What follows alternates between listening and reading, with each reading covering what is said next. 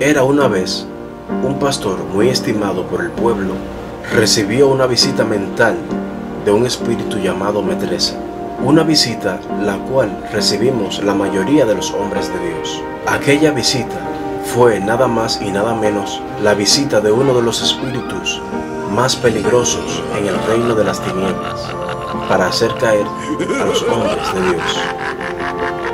Y ese espíritu le dijo a la mente a aquel pastor: ¿y quién dijo que tú no puedes meter mano con esa menor?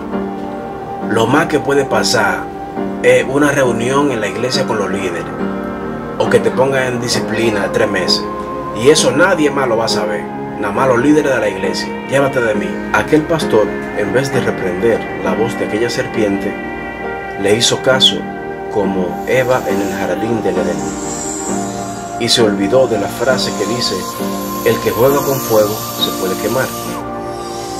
Y empezó a tener conversaciones íntimas a escondidas con aquella menor, siendo casado y pensando que todo saldría bien. Todo fue inspirado tan lindo y romántico que decidió llevar a la joven a una cabaña al lado del mar, porque el diablo solo te cuenta lo bueno de la película y no te deja ver la peor parte de la película. La madre de la niña, quien aparentemente les estaba dando seguimiento, los persiguió hasta aquel lugar, pero no fue sola, sino con la prensa y con la policía. Qué vergüenza, compañero. Qué vergüenza.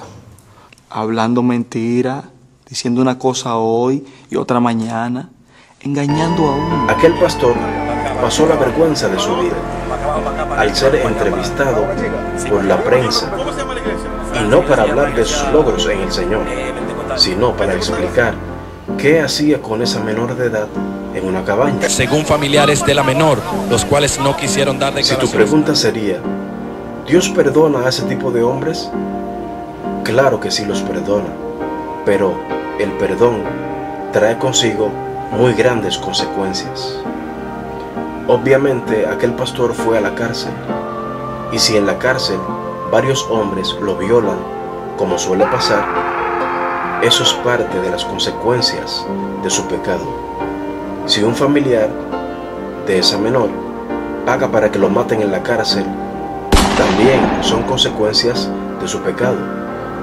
Y otra de las peores consecuencias es que la gente generaliza y piensa que todos los pastores son iguales. Dicen por ahí que el diablo no juega a ser diablo, simplemente hace su trabajo. Nosotros somos los que debemos rechazar y reprender cualquier oferta que nos pone el enemigo para pecar contra Dios y contra la sociedad. Muchos piensan que jugar con Dios es solamente cuando un impío habla mal de Dios, pero cuando Dios le confía un cargo eclesiástico a alguien y esa persona actúa como un impío, eso también es jugar con Dios.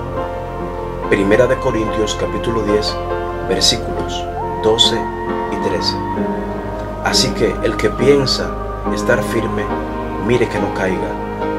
No os ha sobrevenido ninguna tentación que no sea humana, pero fiel es Dios, que no os dejará ser tentados más de lo que podéis resistir, sino que dará también, juntamente con la tentación, la salida, para que podáis soportar.